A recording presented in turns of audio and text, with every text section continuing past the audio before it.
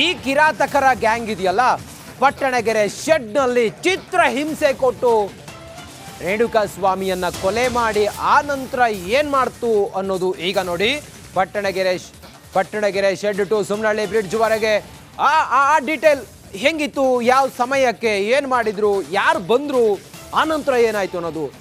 ಹತ್ಯೆ ಬಳಿಕ ರೇಣುಕಾ ಸ್ವಾಮಿ ಶವವನ್ನ ಸಾಗಿಸಿದ್ದು ಹೇಗೆ, ರೌಡಿ ಗ್ಯಾಂಗ್ ಖತರ್ನಾಕ್ ಪ್ಲಾನ್ ಹೇಗಿತ್ತು, ರಿಪಬ್ಲಿಕ್ ಕನ್ನಡದಲ್ಲಿ ಸೀನ್ ಕ್ರಿಯೇಷನ್ ಎಕ್ಸ್ಕ್ಲೂಸಿವ್.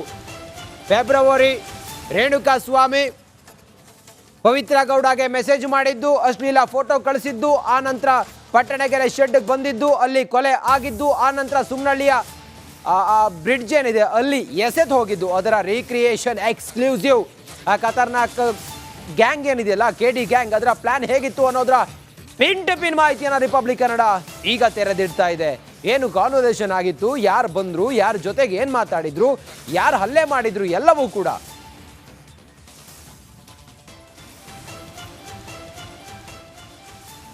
ದರ್ಶನ್ ಎದುರಿಸುತ್ತಿರುವಂತಹ ಕೊಲೆ ಕೇಸ್ನ ವಿಚಾರಕ್ಕೆ ಸಂಬಂಧಪಟ್ಟಂತೆ ಪಟ್ಟಣಗೆರೆ ಶೆಡ್ ಅಂದರೆ ಈ ಶೆಡ್ ಮುಂದೆ ನಾನೇನು ನಿಂತಿದ್ದೀನಿ, ಇದೇ ಶೆಡ್ಗೆ ಆ ಚಿತ್ರದುರ್ಗದಿಂದ ರೇಣುಕಾ ಸ್ವಾಮಿಯನ್ನ ಕರ್ಕೊಂಡು ಬಂದು ಇದೇ ಶೆಡ್ನಲ್ಲಿ ಹಲ್ಲೆ ಮಾಡುವಂತಹ ಕೆಲಸ ಆಗುತ್ತೆ.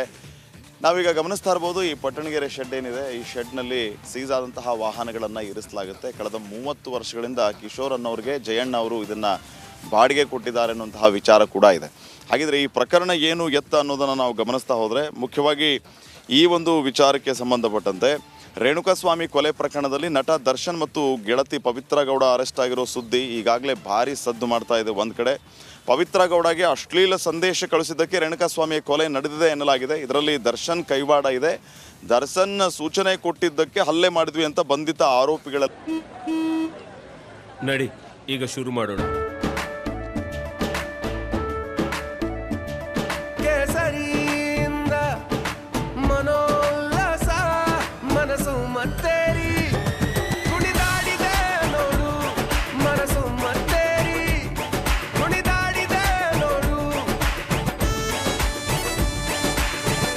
ಕ್ಷಣ ಕ್ಷಣವೂ ಆಚರಿಸಿ ಕೇಸರಿ ಹಬ್ಬ.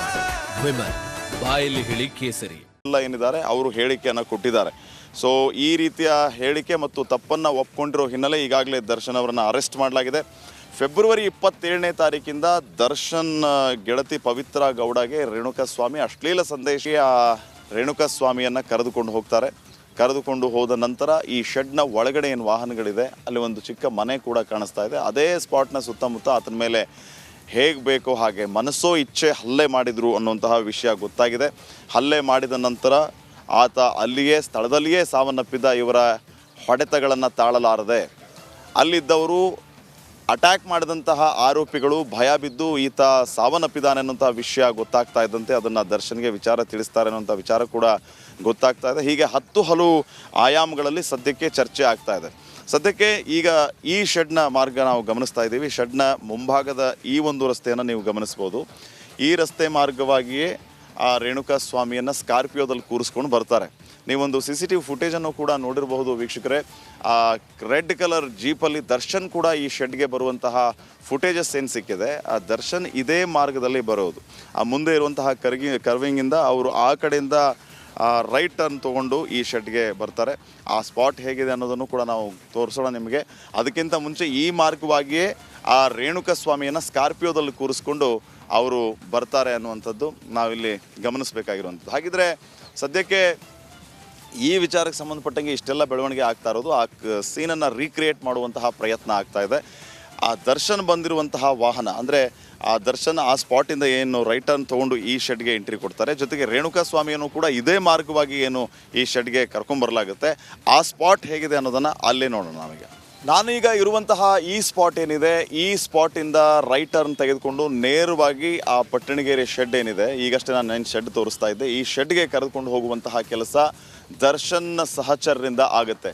ಈ ಕಡೆಯಿಂದನೇ ಬರುವಂಥದ್ದು ರೇಣುಕಾ ಸ್ವಾಮಿಯನ್ನು ಕಿಡ್ನ್ಯಾಪ್ ಮಾಡಿದಂತಹ ಸ್ಕಾರ್ಪಿಯೋ ವಾಹನ. ಇಲ್ಲಿ ತಾವು ಏನು ಈ ರೋಡ್ ಗಮನಿಸ್ತಾ ಇದ್ದೀರಿ, ಈ ಕಡೆಯಿಂದನೇ ಅವರು ಎಂಟ್ರಿ ಕೊಡೋದು.